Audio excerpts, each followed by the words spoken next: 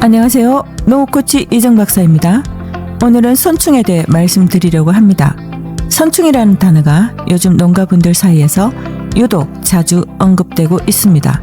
하지만 많은 경우 선충은 정확히 이해되기보다 있다더라, 문제라더라 는 말로만 떠들고 있는 경우가 많습니다. 저는 발효와 미생물 그리고 토양을 오랫동안 연구해온 사람으로서 이 문제를 조금 더 진지하게, 조금 더 구조적으로 짚고 가야겠다고 느꼈습니다. 오늘 영상에서는 선충을 단순히 잡아야 할 해충으로 보지 않고 왜 선충이 문제가 될 만큼 늘어나는지, 그 과정에서 우리가 어떤 선택을 해왔는지를 차분하게 정리해 드리겠습니다. 이 이야기는 특정 작물 하나의 문제가 아니라 요즘 농사 전반에 공통으로 나타나는 흐름에 대한 이야기입니다. 선충이 생기는 이유, 우리가 모르는 사이 토양에서 벌어지는 일, 작물이 먼저 보내는 경고입니다. 농사를 짓다 보면 어느 순간부터 설명하기 어려운 불안이 생깁니다. 큰 병이 터진 것도 아닙니다. 약을 안 친 것도 아닙니다. 관리를 소홀히 한 것도 아닙니다.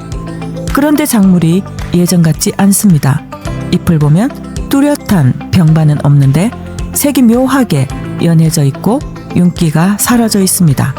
잎끝이 타는 것도 아니고 누렇게 죽는 것도 아닌데 전체적으로 힘이 없습니다. 새순을 보면 더 불안합니다. 올라오긴 올라오는데 속도가 느립니다. 힘이 없습니다. 손으로 만져보면 예전처럼 단단하지 않습니다. 그래서 비료를 줍니다. 영양이 부족한가 보다. 한 번 더 밀어줘야겠다. 그런데 반응이 예전 같지 않습니다. 아니, 반응이 둔합니다. 예전 같으면 하루 이틀 안에 티가 나야 하는데 이번에는 작물이 망설이는 것처럼 보입니다.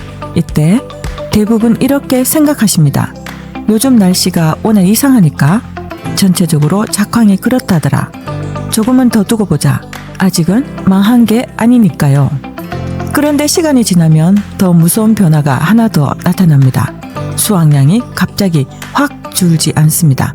대신 조금씩 아주 조용히 줄어듭니다. 한 주, 한 달로 보면 티가 안 납니다. 하지만 작기를 끝내고 돌아보면 이런 말이 나옵니다. 예전만 못하네. 이게 가장 무섭습니다. 농사가 한 번에 무너지면 원인을 찾습니다. 하지만 이렇게 서서히 힘이 빠지는 농사는 대부분 왜 그런지도 모른 채 계속 끌고 가게 됩니다. 그래서 농부는 스스로를 이렇게 설득합니다. 아직은 된다. 조금만 더 관리하면 회복하겠지. 내년에는 나아질 거다. 하지만 바로 이 구간에서 농사는 이미 눈에 보이지 않는 선을 넘고 있을 가능성이 큽니다. 이건 병이 아닙니다. 여기서 질문 하나를 드리겠습니다. 이 이상현상이 잎의 문제도 아니고 줄기의 문제도 아니고 뚜렷한 병도 아니라면 그럼 도대체 어디서부터 시작된 걸까요? 만약 이 문제가 겉이 아니라 뿌리에서 시작된 것이라면 우리는 지금 무엇을 보고 있는 걸까요? 선충에 대해 반드시 바로잡아야 할 것을 알아보겠습니다. 농사가 안 풀리면 나중에 이런 말을 듣게 됩니다. 선충이 많네요. 그런데 먼저 분명히 말씀드리겠습니다. 선충은 갑자기 생기는 존재가 아닙니다. 그리고 선충은 특정 작물만의 병도 아닙니다. 선충은 대부분의 토양에 원래 소량씩 존재합니다.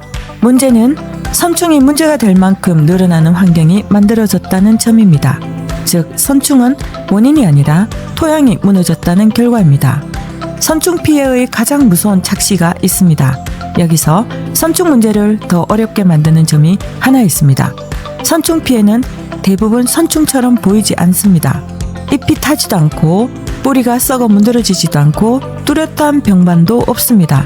대신 힘이 없다, 버티는 것 같다, 예전만 못하다 이렇게만 느껴집니다. 그래서 선충 피해는 병으로 오해되고 영양 문제로 오해되고 날씨 탓으로 끝나는 경우가 많습니다. 이 착시 때문에 선충 문제는 항상 늦게 발견됩니다. 선충이 생기는 첫 번째 이유, 토양 피로와 연작 구조. 같은 작물을 같은 땅에서 오래 키우는 구조는 토양을 단조롭게 만듭니다. 같은 뿌리, 같은 분비물, 같은 환경이 반복되면 토양 생태계는 균형을 잃습니다. 이런 토양은 선충에게 매우 유리합니다. 먹이는 계속 있고 환경은 안정적이며 경쟁자는 줄어듭니다. 그래서 연작이 길어질수록 선청 문제는 조용히 시작됩니다. 두 번째 이유, 뿌리가 먼저 약해졌기 때문입니다. 선충은 건강한 뿌리를 쉽게 공격하지 못합니다. 선충 문제가 있는 밭에는 항상 그 이전에 뿌리를 약하게 만든 이유가 있습니다.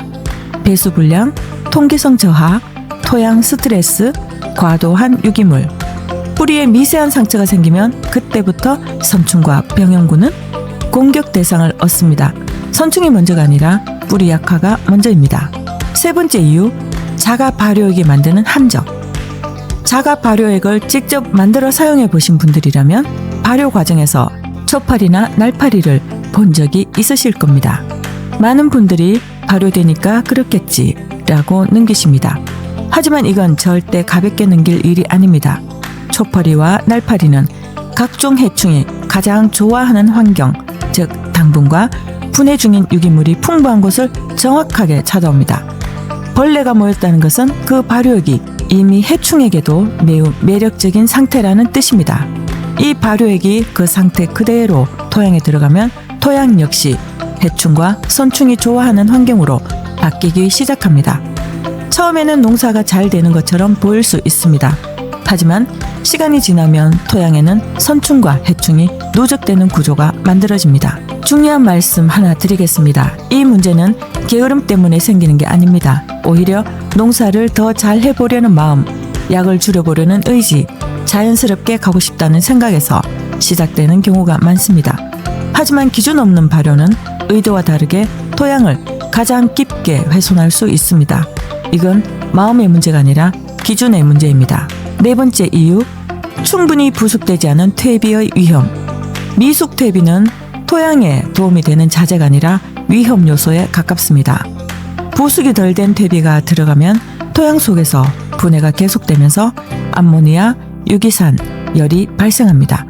이것은 병보다 먼저 뿌리를 직접 손상시킵니다. 또한 미숙 퇴비 안에는 해충, 알, 선충, 병원군이 그대로 살아있을 수 있습니다. 즉, 땅을 살리려고 넣은 퇴비가 문제를 직접 들여오는 통로가 됩니다. 다섯 번째 이유, 토양 생태계 붕괴와 약의 한계. 과도한 소독, 같은 약재 반복, 한쪽으로 치우친 자재 사용은 토양 생태계를 단순하게 만듭니다. 선충을 억제하던 존재는 사라지고 선충만 살아남는 구조가 됩니다. 그래서 이런 질문이 나옵니다. 그래도 선충약 치면 되는 거 아닙니까? 하지만 분명히 말씀드리겠습니다. 선충약은 선충을 없애는 약이 아니라 잠시 눌러두는 약에 가깝습니다. 토양 환경이 그대로라면 선충은 반드시 다시 늘어납니다. 그래서 약을 치고 잠깐은 괜찮다가 다시 문제가 반복되는 겁니다. 자가진단, 지금 내 밭은 어떻습니까? 이쯤에서 스스로에게 질문 하나만 해보시기 바랍니다. 작물은 살아있는데 힘이 계속 빠지고 있는지, 비료 반응이 해마다 둔해지고 있는지, 뿌리를 보면 병은 없는데 생육이 약한지, 자가 발효액이나 퇴비를 장기간 사용해 왔는지, 이 중 두 가지만 해당돼도 선충을 포함한 토양 문제를 한 번쯤은 점검해 보셔야 합니다. 정리하겠습니다. 선충은 생긴 것이 아니라 만들어진 것입니다. 토양이 피로해지고 뿌리가 약해지고 발효와 퇴비가 기준 없이 반복되고 균형이 무너졌을 때 그 결과로 선충이 문제되는 수준까지 늘어납니다. 그래서 선충만 잡으려고 하면 문제는 반드시 반복됩니다. 만약 지금 특정 병은 없는데 농사가 계속 안 풀리고 있다면 그건 농부가 못해서가 아니라 토양이 보내는 신호를 아직 정리하지 못했기 때문일 수 있습니다. 필요하시다면 포장 상황과 관리 이력을 정리해서 농업코치 이정 박사에게 문의 주셔도 됩니다. 원인을 정리하고 지금 단계가 어디인지 회복이 가능한지까지 함께 판단해 드리겠습니다. 농사는 문제를 쫓아가는 것이 아니라 원인을 잇는 것에서 다시 살아납니다. 현장에서 답을 찾고 농민과 함께하는 농업코치 이정 박사였습니다.